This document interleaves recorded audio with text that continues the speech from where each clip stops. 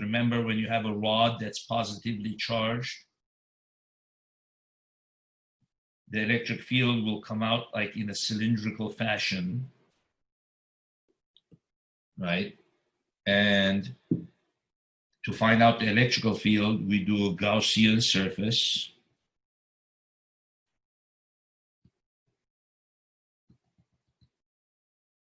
Right, and then we do E dotted into dA is Q enclosed over E0. And then we do E, and then we're gonna do times the surface area of the cylinder here, the outside surface area. So electric field times 2 pi RL, the surface area. Now the electric field will not come out these ends. Since we're assuming that the cylinder is long, so it will, in other words, the electrical field will come out straight. It won't bend like this. So if there's no bending, then the electric flux from the two ends is 0. You see? So then you just have electric flux through the surface of that cylinder. Then you're gonna make that equal to Q over E0. And then Q over L is the linear charge density over 2 pi E0 R. 2 pi goes down, E0 is already down, and then R goes down. And then we could also write this as 2K. So this gives you the famous equation for the electrical field of a rod outside of the rod, but close to the rod, right? Close and outside of rod. So the magnetic field will go something similar. It's going to go like this. So now instead of having just charge, the charge is now moving. So the charge is now moving, so it's got a current. Now you might say to yourself, will that charge also create an E field besides a B field? And the answer is yes. Whether it's moving or not, the charge will create an E field anyway, based on this equation. So it's not like we're forgetting about this. Now we're just saying if that charge is moving, besides the E field, it will also create a B field, you see? And the B field will go like this. So instead of coming out cylindrically, the B field will go, put your thumb in the direction of the current, curl your fingers around the wire, you see? And the B field will go like this. You see, like that. So then it comes out this way, comes out, and then goes in, comes out. So on our side, it's basically like looping like this. On our side, it's coming down, and then behind the wire, it's going up. You see? Maybe this is the best way to draw it, so you can say, oh, okay, you see, we can't see the back of the wire, so don't even draw it there. Then you just go like this, and then go like that, and then cut it off, go like that, you see? Then you can tell, it's coming this way, and then behind it, it's going like that, you see? So now we do this thing, B times 2 pi R, right? So the distance from here to here is going to be R, right? So all I'm going to do is just say B times that the circumference is equal to mu 0 I enclosed. In other words, the I enclosed inside of that circle. So the better way to draw that is to try to imagine what it would look like from your eye if you're viewing it from this end, let's say. What would you see? So you would see a current coming toward you. It would look like this. You see? You would see current coming out of the page. And then what would the B field look like? And then it will look like this, you see? It would go like that. So this is an end view. This is an end view. So this is the wire, and we're trying to find the B field here. So then you just go like that, curl your fingers. So then you would say B times 2 pi r, right there, is mu 0 I enclosed. Now, since we're outside of the wire, all of the current is enclosed inside of that circle. So then it's just I enclosed will equal to the actual I. So this is just I. So then I enclosed is just going to be I. So that's the equation. There you have it. Mu 0 I over 2 pi r.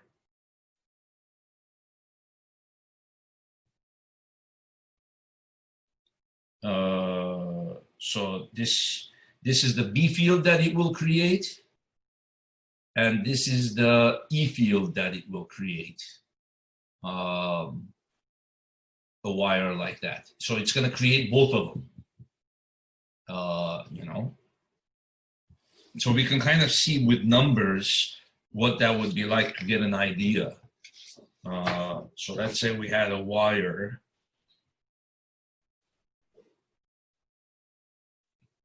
that had a current of, since I've been choosing 1.2 amps, let's stick with that, 1.2 amps. Let's say it like that. So what would the, let's say the radius of the wire was 10 centimeters. So what would be the magnetic field, let's say 15 centimeters away? And then the length of the wire is 1 meter.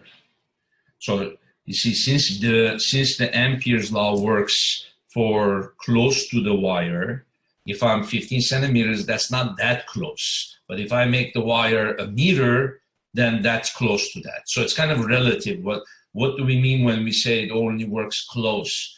Well, if the wire itself is only 10 centimeters long, then Ampere's law wouldn't work. 15 is not close to 10 when the length of the wire is only 10 centimeters. But if the length of the wire is a meter, then 15 is close to 10, you see. That's it. So it's a relative thing, kind of. So then the magnetic field will be mu 0 I over 2 pi r. And it'll just be 4 pi times 10 to the minus 7, 1.2 over 2 pi. And then the r is going to be 0.15. I'm converting this to meters. And that's it, really. So the 2 pi cancels the 4 pi. 2 times 1.2, 2.4 over 0.15.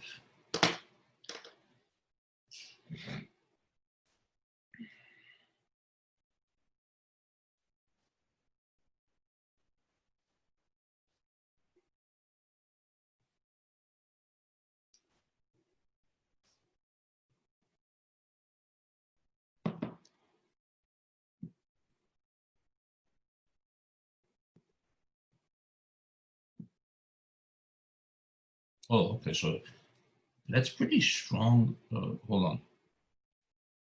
2.4. Why did I write 10 to the minus 2? 2 times 10 to the minus 7. I was thinking that's a pretty kind of too strong.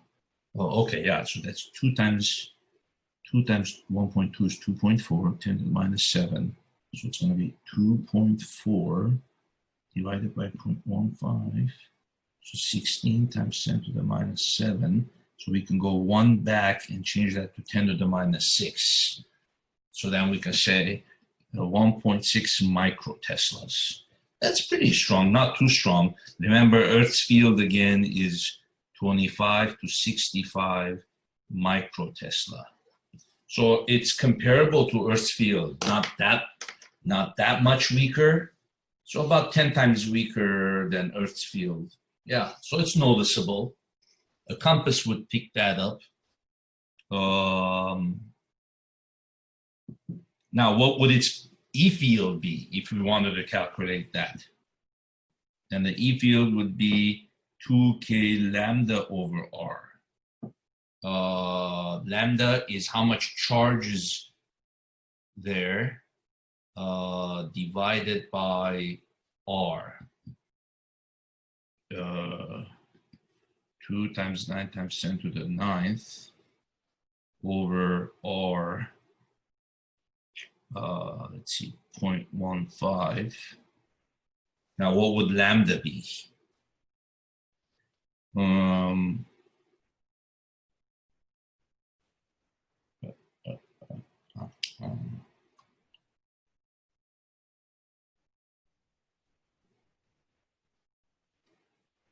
Okay, how do we go from the amps?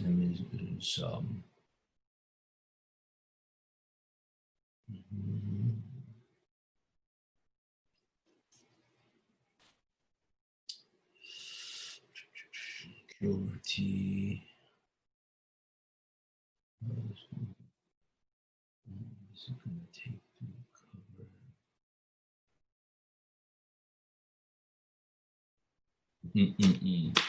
It's not that easy to calculate that. It's Q over L.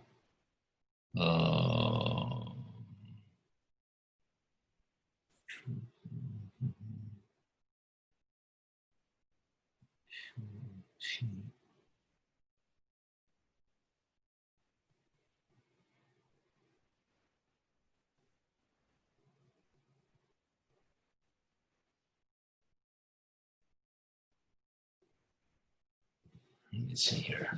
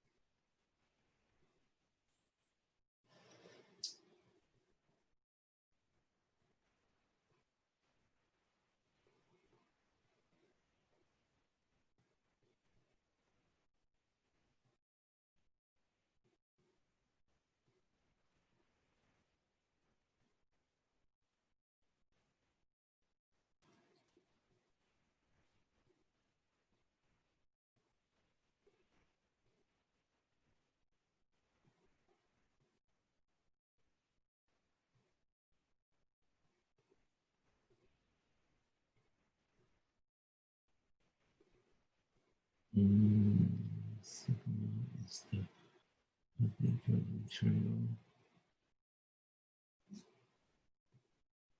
Q for T.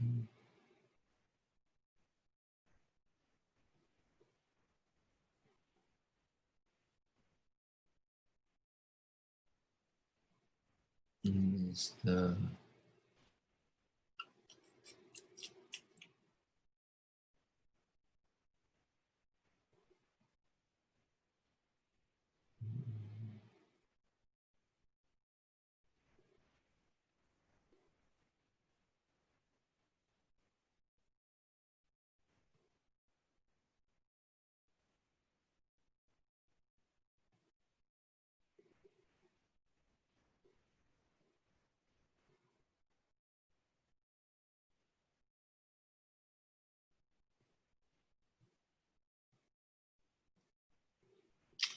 see here they're saying this is the drift velocity, current divided by N. So electricity is most commonly conducted through copper wire. Copper has a density of 8.94, an atomic weight of 60 grams per mole. So there are 140 moles per cubic meter. In 1 mole of any element, there are atoms. Therefore, in 1 cubic meter of copper, there are about 8.5 times 10 to the 8 atoms.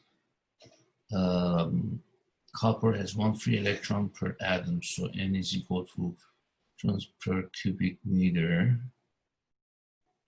Assume current I is 1 ampere and a wire of 2 millimeter diameter.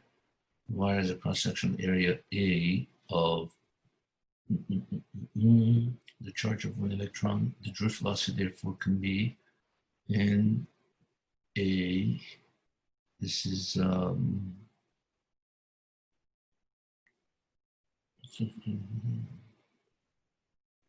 minus 5. 3.14.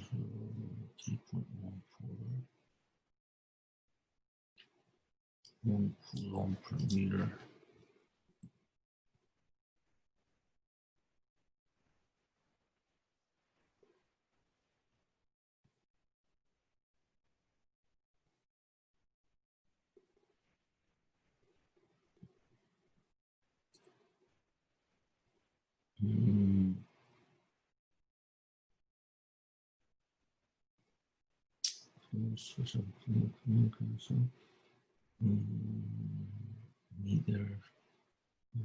Meter per second.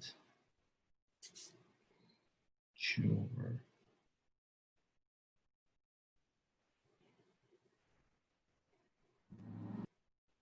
Oh, okay. So let's see if we could solve it this way. So you guys, this is the drift velocity equation. So this equation tells you how fast the electrons in that copper wire are actually moving, right? So I over N is what? What's the N? Electricity, atomic weight, 1 mole.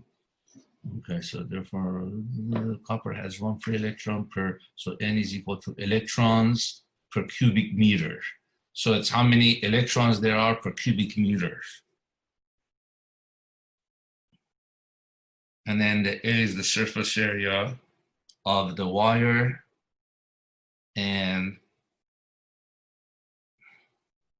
the Q is the charge of 1 electron. Okay, so let's see. In our case, what's my current? 1.2 amps, right? In our case, 1.2 amps. N is going to be the same. Let's say our wire is also copper, right? So our wire is copper. So that then the N will be the same. 8.5 times 10 to the 28 electrons per cubic meter. And then the surface area is going to be different than theirs because they had a radius of 0.001. So our surface area is going to be what? Pi times, okay, so let me go to the page again.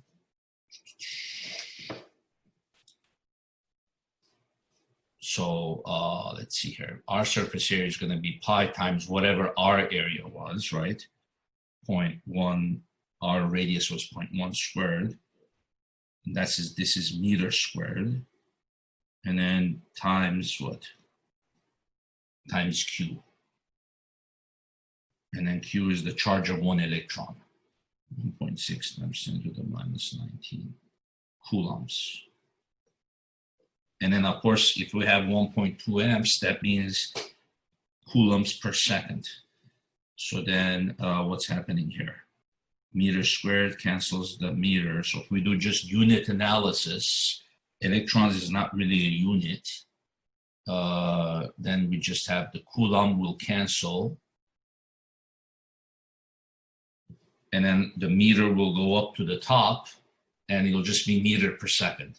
That means it'll tell us how fast this current is actually flowing from this end of the wire to that end of the wire.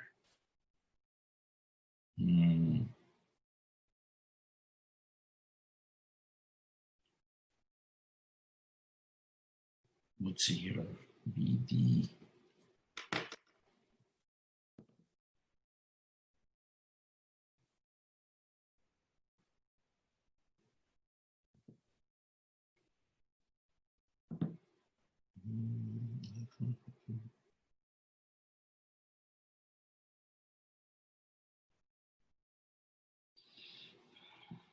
We might not have to calculate the drift velocity. Let me see. Well, let's just calculate it for now.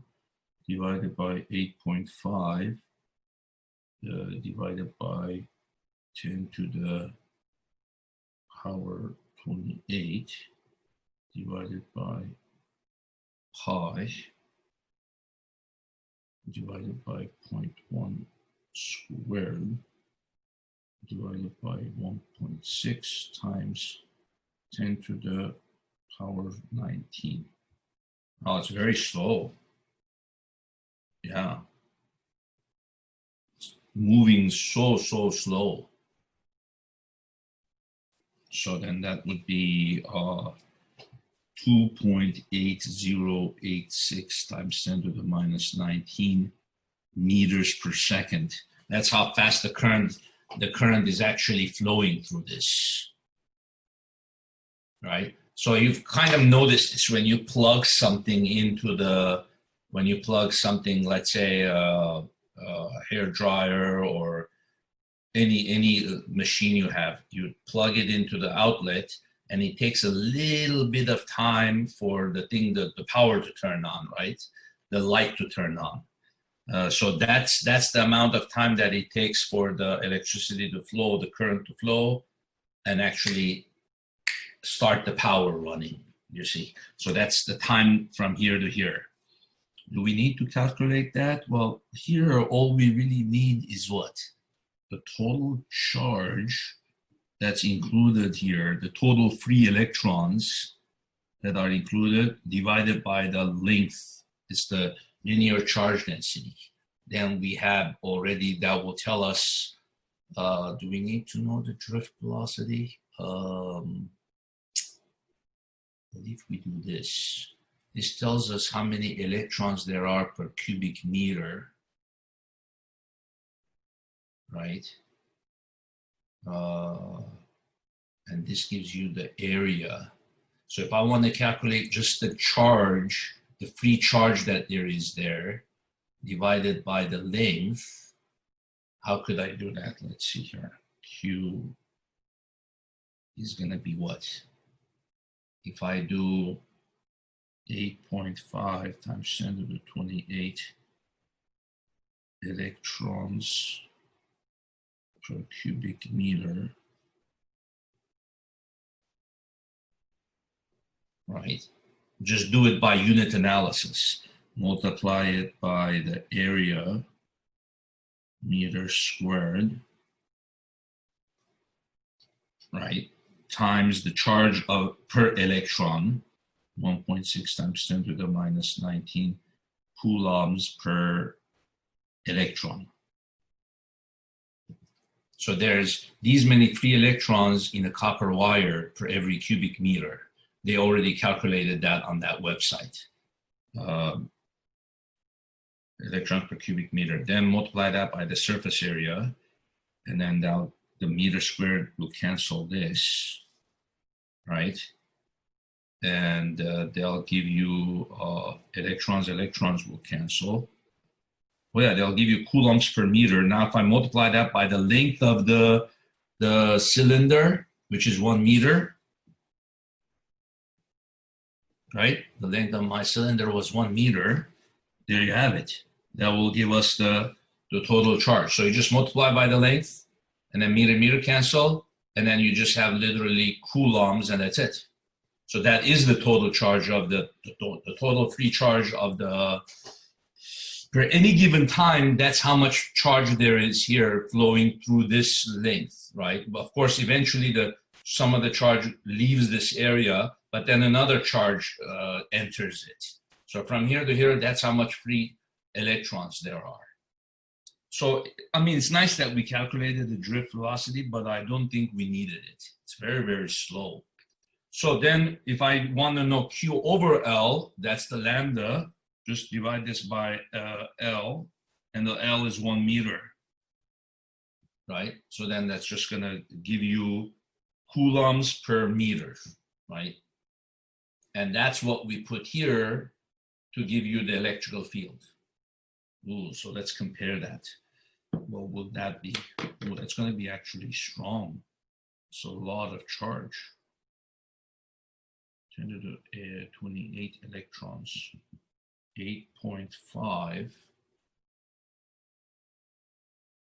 times 10 to the power 28 electrons times pi times 0.1 squared equals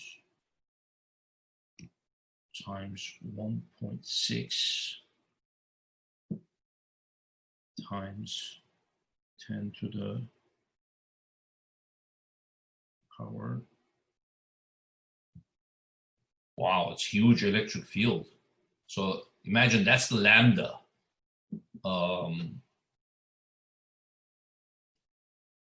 So then that's just the lambda that we got. 427,256, 600.888.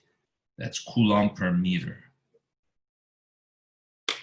Right? Then you just multiply that by the K value, which is also big, times 18 times 10 to the power 9 divided by 0.15. Wow, the electrical field is huge. 5.128 times 10 to the 19 newtons per coulomb. Seems like too huge. So, but the magnetic field it creates is so small, all right? It's just a mu0 I over 2 pi r, but the electrical field it creates is huge.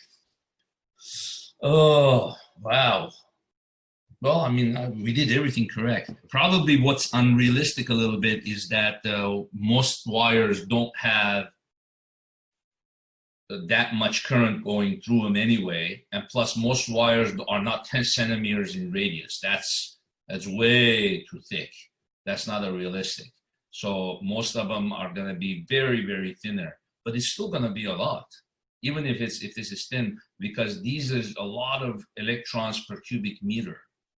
The N value is huge. Okay, that's a nice comparison.